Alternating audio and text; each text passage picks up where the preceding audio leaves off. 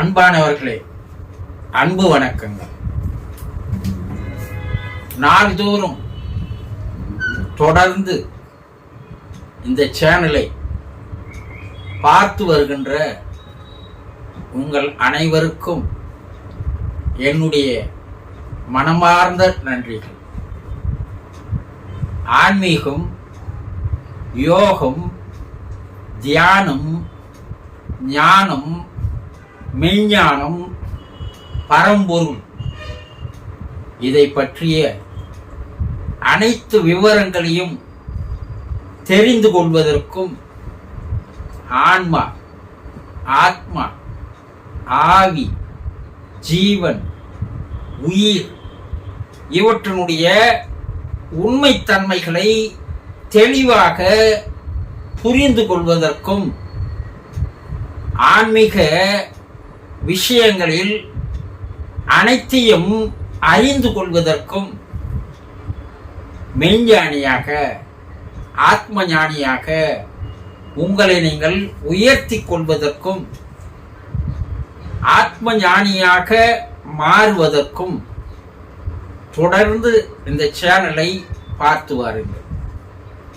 பல்வேறு விஷயங்களை உங்களுக்காக என்னுடைய அனுபவங்களில் இருந்து உங்களுக்கு எடுத்து கூறி தெரியப்படுத்துகிறேன். எந்த படிப்பு உங்களுக்கு வாழ்க்கையின் உயர்ந்த நிலைக்கு எடுத்து செல்லும் என்றால் ஏற்றறிவு பயன்படாது, ஏகாந்த அறிவு பயன்படும், பட்டறிவு பயன்படும் என்று சொல்வார்கள். அதையெல்லாம் தெரிந்து கொள்வதற்கு ஒரு அருமையான வாய்ப்பு, சந்தர்ப்பம், சூழ்நிலை உங்களுக்கு கிடைத்திருக்கிறது. இதையெல்லாம் நீங்கள் தெரிந்து கொண்டு ஆத்ம ஞானியாக உயர்ந்தால் உங்களுடைய வாழ்க்கையினுடைய வழி தடம் மாறி உயர்ந்ததொரு ஆன்மீகவாதியாக, உயர்ந்ததொரு ஆன்மீக வாழ்க்கையாக உங்களுக்கு அமையும். இது பிற்காலத்தில் உங்களுக்கு பயனுள்ளதாக இருக்கும். ஆகவே தொடர்ந்து இந்த சேனலை பார்த்து வந்து எனக்கு ஊக்கத்தையும் உற்சாகத்தையும் தாருங்கள். இன்று ஒரு அன்பர் ஒரு கேள்வி கேட்டிருக்கிறார். குருஜி, இறந்தவர்கள் நம்முடன் எவ்வளவு காலங்களுக்கு தொடர்பில் இருப்பார்கள் என்று ஒரு கேள்வியை கேட்டிருக்கிறார். இறந்தவர்கள் தூள உடலைத்தான் அவர்கள் விட்டு செல்கிறார்களே தவிர சூக்கும உடலையும் ஆன்ம உடலையும் எடுத்துக்கொண்டு செல்கிறார்கள். அதாவது மன உடல், மைண்ட் பாடி என்று சொல்லக்கூடிய மன உடலையும் ஸ்பிரிச்சுவல் பாடி, ஆன்மீக உடலையும் எடுத்து வெளியே செல்கிறார்கள். அதைத்தான் நம்ம என்ன சொல்றோம்னா ஆன்மா, ஆத்மா, ஆவி, ஜீவன், உயிர் என்று பல விதங்களில் பல பெயரை வைத்து அழைக்கிறோம். இப்படி செல்லுகின்ற அந்த சூக்கும உடல் நம் கண்ணுக்கு தெரியாது. அதை வான் சரீரம் என்று சொல்வார்கள், ஆகாச உடம்பு என்று சொல்வார்கள். புகை போல இருக்கின்ற ஒரு உருவத்தில் இருக்கின்ற நுண் உடல் அந்த ஆத்மாவாகும். அது இறந்தவுடன் இந்த தூள உடல் விட்டு இந்த ஆன்ம உடல் வெளியேறியவுடன் இந்த தூள உடலை புதைக்கின்ற, எரிக்கின்ற வரையில் அந்த தூள உடலோடு இணைந்து கொள்வதற்காக சில முயற்சிகளை செய்யும். ஆனால் அதனால் முடியாது. ஆகவே தூள உடல் எரிக்கப்பட்ட பிற்பாடு, புதைக்கப்பட்ட பிற்பாடு அது வாழ்ந்து வந்த இடத்தில் பல ஆண்டுகளாக அந்த வீட்டிலேயே வாழ்ந்து வந்து விட்டது. அதனால் அந்த வீட்டிலேயே இருப்பதற்கு தான் அதற்கு மனம் இருக்கும். உடனடியாக அந்த வீட்டை விட்டோ அந்த குடும்பத்தாரை விட்டோ அது உடனே மேல் உலகத்திற்கு செல்வதற்கு அதற்கு மனமானது இடம் தராது. ஏனென்றால் அந்த குடும்பத்தின் மீது வைத்திருந்த பாசமானது, அன்பானது, பரிவானது, அரவணைப்பானது உடனடியாக துண்டிக்கப்படக்கூடிய ஒரு விஷயம் அல்ல. அதனால் அங்கேயே ஒரு 16 நாட்களுக்கு அந்த வீட்டுக்குள்ளேயே இருக்கும். வீட்டை சுற்றி வெளியே வந்த வண்ணமாக இருக்கும். இந்த 16 நாட்கள் உங்கள் வீட்டில் தான் அது இருக்கிறது. அந்த ஆன்மா எங்கேயும் போய்விடவில்லை. அந்த ஆன்மாவுக்கும் உங்களுக்கும் தொடர்பு இருந்து கொண்டே இருக்கிறது. இணைப்பு, உறவு, பாசம், அன்பு எல்லாம் இருக்கிறது. ஆனால் அதை நீங்கள் புரிந்து கொள்வதில்லை. யார் யார் பேச்சையோ கேட்டு இறந்தவர் போய்விட்டார், நமக்கும் அவருக்கும் எந்த தொடர்பும் இல்லை என்று நினைக்கிறீர்கள் இல்லையா? ஆனால் பகலிலே நட்சத்திரங்கள் தெரிவதில்லை. ஆனால் நட்சத்திரங்களே இல்லை என்று கூறிவிட முடியுமா? ஆகாச வெளிச்சத்தால் ஆகாயத்தில் இருக்கின்ற நட்சத்திரங்களை நாம் காண முடியவில்லை, அவ்வளவுதான். ஆனால் நட்சத்திரங்கள் வானில் அதே இடத்தில் இருக்கிறது. அதுபோல இந்த ஆகாச உடலை பெற்ற இந்த சரீரமானது நம் கண்ணுக்கு தெரிவதில்லை. ஆனால் அவர்கள் நம்மை பார்த்த வண்ணம் இருக்கிறார்கள், பேசிய வண்ணம் இருக்கிறார்கள், நம்மோடே வாழ்ந்து கொண்டிருக்கிறார்கள். இந்த உள்ளுணர்வு என்று சொல்வார்கள், இந்த இல்லூஷன் என்று சொல்வார்கள் இல்லையா? அந்த உள்ளுணர்வு யாருக்கு சரியாக வேலை செய்கிறதோ அவர்களால் தன்னோடு இருக்கின்ற அந்த ஆத்மாவை, ஆன்மாவை கண்டு கொள்ள முடியும். அப்போ 16 நாட்களுக்கு அப்பால் அது மேல் உலகம் செல்கிறது. ஆவி உலகம், ஆத்ம உலகம், சூட்சும உலகம் என்று சொல்லக்கூடிய இடத்தில் அவை வாழ்கின்றன. அங்கிருந்தாலும் கூட உங்களை பற்றிய நினைப்புதான், உங்களை பற்றிய கவலைதான், உங்களை பற்றிய வாழ்க்கைக்கு ஒரு பாதுகாப்பு தர வேண்டும். அங்கிருந்து வருகின்ற அன்பு இருக்கிறதே, வாழும்போது இருந்த அன்பை விட பல ஆயிரம் மடங்கு அதிகமான அன்பை அங்கிருந்து தருகிறது. அது அவ்வளவு இரக்க குணத்தோடு இருக்கிறது. உங்களை நினைத்து நினைத்து பார்த்து அது எப்போதும் உங்கள் நினைவாகவே வாழ்ந்து கொண்டிருக்கிறது. ஆனால் அதை நீங்கள் புரிந்து கொள்வதில்லை. எவ்வளவு பெரிய தவறுகள் செய்கிறோம் தெரியுமா? ஒரு வேளை உணவிட்டால் கூட காலம் முழுவதும் நாயானது நன்றி நினைக்கிறது. காலம் முழுவதும் உங்களுக்காக உழைத்த, உங்களோடு வாழ்ந்த, உங்களோடவே இருந்த, உங்களுக்காகவே உழைத்து தன்னுடைய ஆயுளை கழித்து கொண்ட அவர்கள் பிரிந்து சென்றவுடன் அவர்களை மறந்து வாழ்கிறீர்களே, இது எந்த வகையில் நியாயம்?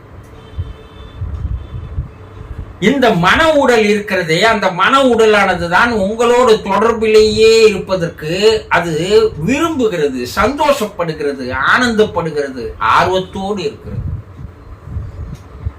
உங்களுடைய மனம் அவர்களை பற்றி நினைத்தால் அந்த இணைப்பானது, உறவானது உடனேயே தொடர்புக்கு வந்து விடுகிறது.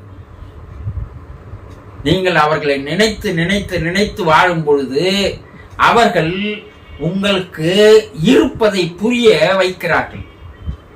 ஏதோ ஒரு வகையில், ஏதோ ஒரு சூழலில், ஏதோ ஒரு சந்தர்ப்பத்தில், யார் மூலமாகவோ அவர்கள் இருப்பதை உங்களுக்கு உணர்த்துகிறார்கள். அப்போ அந்த ஒரு வருட காலம் என்பது என்ன அப்படின்னா, மறுபிறப்பு எடுக்கின்ற வரை அந்த உறவு, அந்த இணைப்பு, அந்த பாசம், அந்த அன்பு உங்களை விட்டு அகலாது. என்ன, இங்க வாழ்ந்த போது இருந்த மனம்தான் அங்கேயே இருக்கிறது. இங்கு உங்களோடு வாழ்ந்த போது எந்த அளவிற்கு உங்கள் மீது அக்கறையோடு, அன்போடு, பாசத்தோடு, நேசத்தோடு இருந்தார்களோ அதை விட பல கோடி மடங்கு அன்போடு, பாசத்தோடு இருக்கிறார். அப்போ அந்த மனம் மறுபிறவி எடுக்கின்ற வரை அந்த தொடர்பானது இந்த நிமிடம், இந்த கணம் உங்களோடு தான் தொடர்ந்து அவர்கள் பேசிக் கொண்டிருக்கிறார்கள், பழகிக் கொண்டிருக்கிறார்கள், உறவாடி கொண்டிருக்கிறார்கள். இதையெல்லாம் உங்கள் மனம் ஒரு நுண்ணிய அலைவரிசைக்கு போகும்போது அந்த குரலும் கேட்கும், அவர்களுடைய அன்பும் புரியும், அவர்களுடைய தொடர்பும் உங்களால் புரிந்து கொள்ள முடியும். உங்களுடைய மன அலைவரிசையை குறையுங்கள். மனம் நிசப்தமாக, அமைதியாக, ஏகாந்தமாக இருக்கும்போது அவர்களுடைய தொடர்பை உங்களால் புரிந்து கொள்ள முடியும். அப்போ அந்த மனம் அதுதான் மனிதனுக்கு மறுபிறவி எடுப்பதற்கு ஒரு விதையாக, வித்தாக அமைகிறது. அந்த மனம்தான் கர்மாக்களை தன்னோடு சேர்த்து எடுத்து சென்றிருக்கிறது. அந்த கர்ம வினை என்று சொல்லுவார்கள். வாழும் பொழுது நாம் எப்படியெல்லாம் வாழ்ந்தோமோ அந்த வாழ்க்கையினுடைய, நினைப்பினுடைய, செயலுடைய பதிவுகள், அதை பாவங்கள் என்று சொல்லலாம், புண்ணியங்கள் என்று சொல்லலாம். ஆனா அது கர்மாக்கள், வாசனைகள், சமஸ்காரங்கள், பதிவுகள், ரெக்கார்ட்ஸ், அதுதான் ஒட்டுமொத்த மனமாக மேலே போயிருக்கிறது. அந்த கர்ம வினையை மறுபடியும் கழித்துக் கொள்வதற்காக, தீர்த்துக் கொள்வதற்காக, குறைத்துக் கொள்வதற்காக இறைவன் மறுபடியும் ஒரு பிறப்பை தருகிறான். அந்த மறுபிறப்பு எடுத்து வேறு ஒருவருடைய உடலில் குழந்தையாக இருக்கின்ற 4 மாசமாக இருக்கின்ற அந்த பிண்டத்தில் அது போய் உள்ளே சேர்ந்தவுடன் உங்களுக்கும் அவருக்கும் உள்ள இணைப்பானது, தொடர்பானது துண்டிக்கப்படுகிறது. அப்ப எங்க நினைவு இருக்காதா? அடுத்த ஜென்மத்திலும் உங்களை பற்றி எண்ணங்கள் இருக்கும், உங்களை பற்றிய சிந்தனைகள் இருக்கும். அவர் எங்கே வாழ்ந்தார், யார் தாய் தகப்பனாருக்கு பிள்ளையாக பிறந்தார், யாருக்கு கணவனாக இருந்தார், மனைவியாக இருந்தார், பிள்ளைகளாக இருந்தார், எல்லாம் இருக்கிறது, பதிவு இருக்கிறது. ஆனால் அடுத்த பிறவினுடைய தொடரை அவர் தொடர ஆரம்பிக்கின்ற காரணத்தினால் அந்த பதிவு கீழ் மட்டத்தில் சென்று விடுவதால் அது உங்களோடு தொடர்பில் இருப்பதில்லை.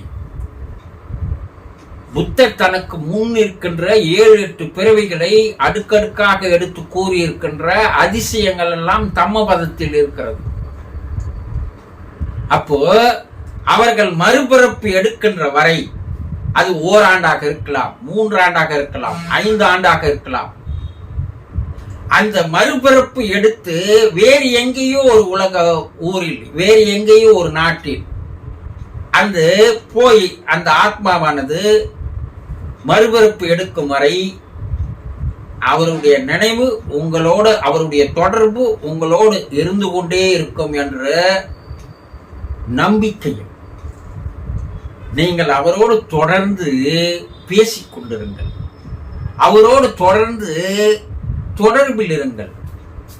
அது உங்களுக்கு பல வகையில் நல்லதை செய்யும், உங்களை வாழ்க்கையில் மேல் மேலும் உயர்த்தும்.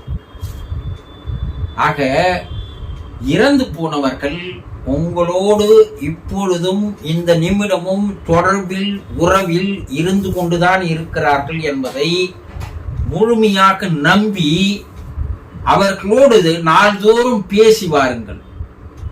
அதனால் ஒரு குறிப்பிட்ட நாட்களுக்கு அப்பால் அவர்களுடைய தொடர்பு உங்களுக்கு புரிய ஆரம்பிக்கும், தெரிய ஆரம்பிக்கும். தெரிந்து கொண்டீர்களா அன்பர்களே? நான் தொலைபேசியை, கைபேசியை கையில் வைத்துக் கொள்கின்ற பழக்கம் எனக்கு இல்லை. உங்களுக்கு பலவிதமான சந்தேகங்கள் இருக்கலாம், பலவிதமான விளக்கங்கள் தேவைப்படலாம். சிலர் துக்கத்திலும், துயரத்திலும், கவலையிலும், கண்ணீரிலும் இருக்கலாம். அந்த குடும்பத்தில் யாராவது ஒருவர் பிரிந்து இருக்கலாம். அதற்கு ஆலோசனைகள் தேவைப்படலாம். அப்படி உங்களுக்கு தேவைப்பட்டால் இந்த நம்பரில், வாட்ஸ்அப்பில் உங்களுடைய செய்திகளை தெரியப்படுத்துங்கள். அல்லது வாய்ஸ் மெசேஜின் மூலமாக தெரியப்படுத்துங்கள். எனக்கு நேரம் இருக்கின்ற பொழுது அதற்குண்டான பதில்களையும் உங்களுக்கு நான் தெரியப்படுத்துகிறேன். தொடர்ந்து ஆதரவு தாருங்கள். தொடர்ந்து என்னோடு பயணம் செய்யுங்கள். உங்களுடைய வாழ்க்கையை வேறொரு புதியதொரு வாழ்க்கையாக, ஆன்மீகத்தில் உயர்ந்தது ஒரு வாழ்க்கையாக, உயர்ந்த ஆன்மீகவாதியாக உங்களை மாற்றிக்கொள்ளுங்கள். சந்தோஷம்.